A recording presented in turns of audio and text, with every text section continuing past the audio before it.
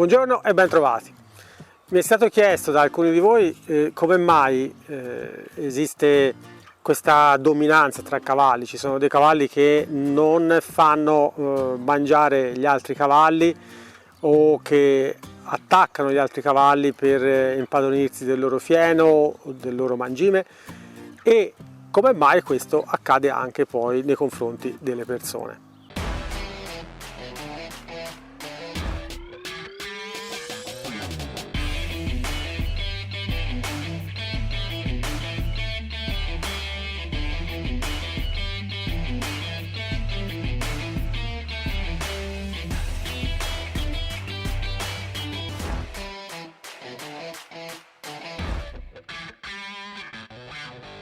Ebbene, diciamo che è abbastanza normale. Purtroppo ci sono degli etologi che non si sa per quale motivo insistono nel dire che non esiste la dominanza nei cavalli, ma in realtà non è così. E la dominanza poi ognuno la può chiamare come gli pare, ma è una prerogativa degli animali che vivono in branco, e i cavalli vivono in branco. Ma non deve essere intesa come dominanza assoluta, è solo un sistema di chiarire la gerarchia che c'è fra due soggetti, per cui ci sono dei soggetti che stanno in una scala gerarchica più alta e dei soggetti che stanno in una scala gerarchica più bassa.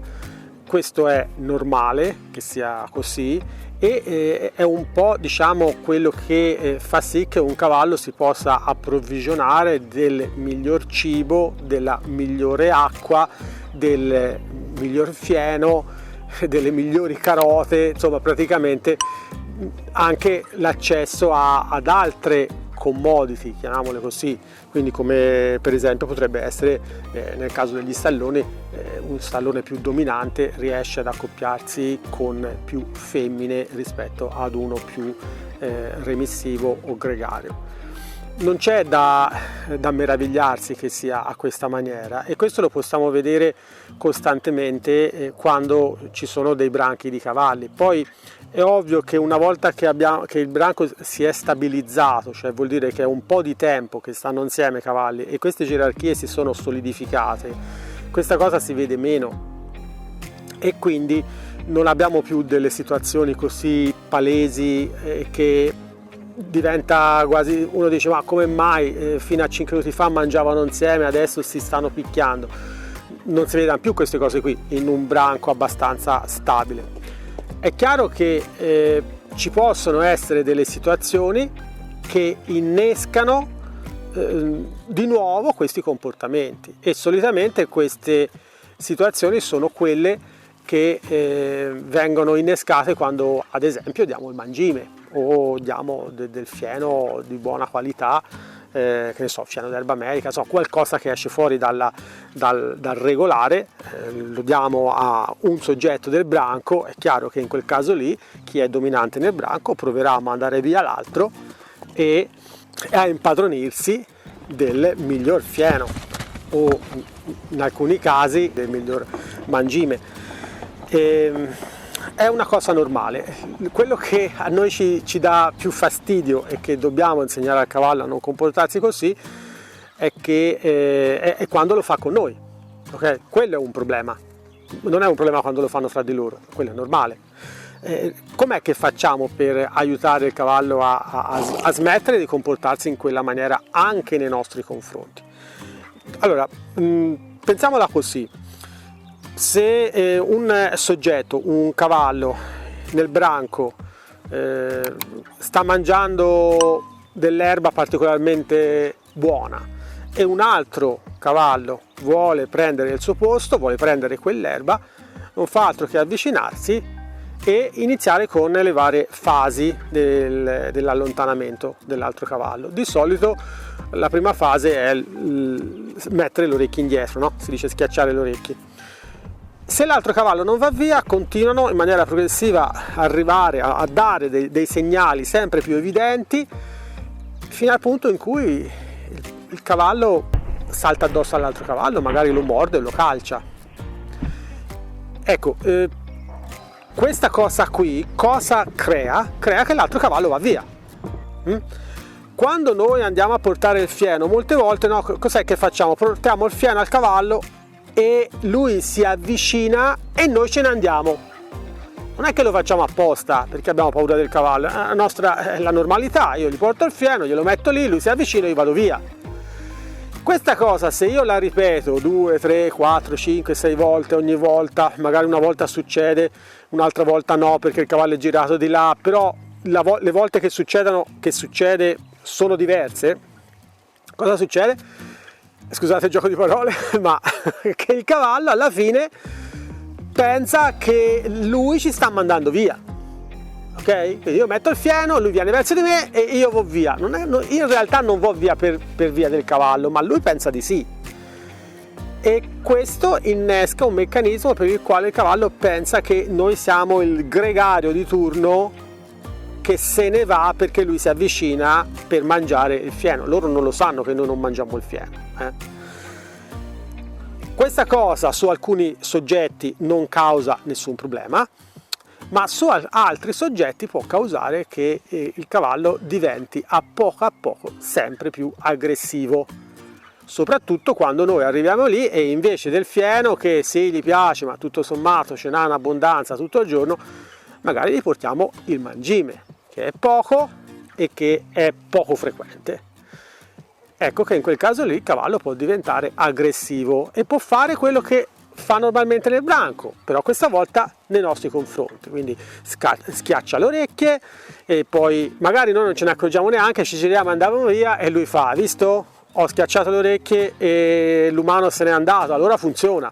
La volta dopo lo rifà, magari noi per vari motivi non andiamo via e lui passa alle fasi successive fino ad arrivare al punto che magari aggredisce, perché nella sua testa lui si sta comportando come madre natura gli ha insegnato, non in maniera diversa. Quindi com'è che possiamo fare in quell'occasione lì? Quello che possiamo fare è quello di comandare un po' noi il gioco, essere noi che mandiamo via il cavallo. Quindi in questo caso noi vogliamo che il cavallo ci guardi, che metta le orecchie in avanti, tutte e due, please.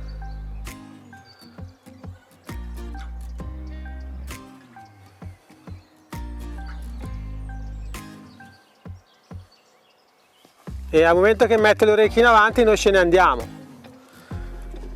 A questa maniera abbiamo trasmesso un'idea completamente diversa al cavallo.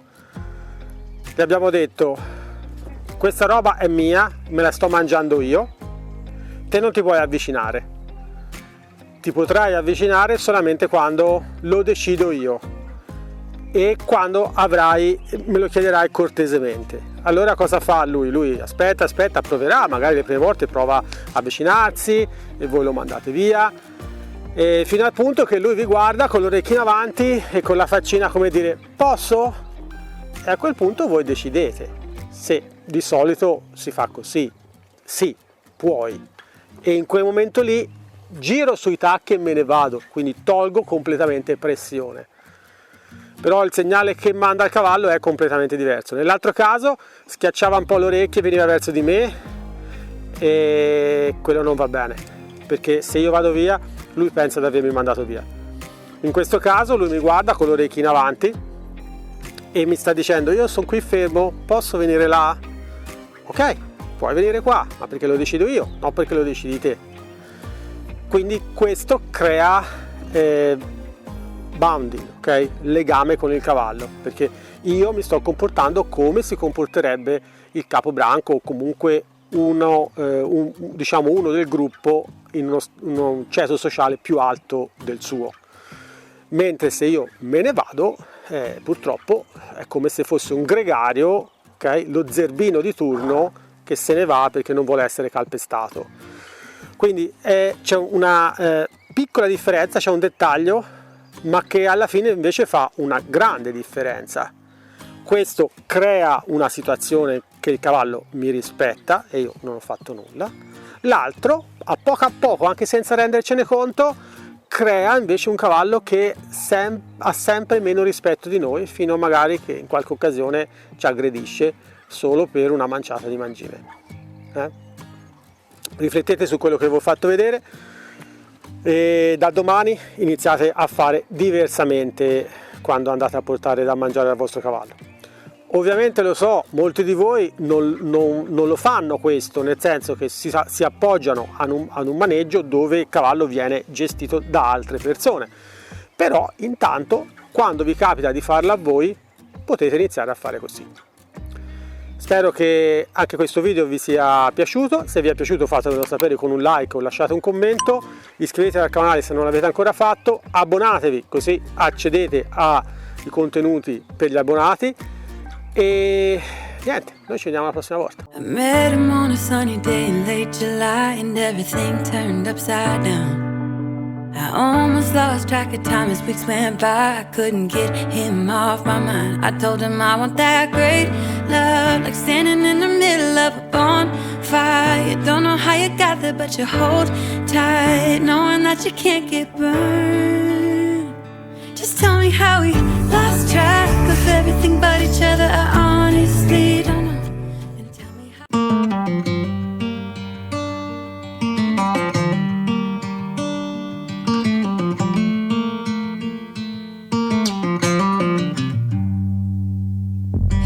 Back to what used to be home, passing by those little towns I know so well, stopping for gas and then I'm behind the wheel again.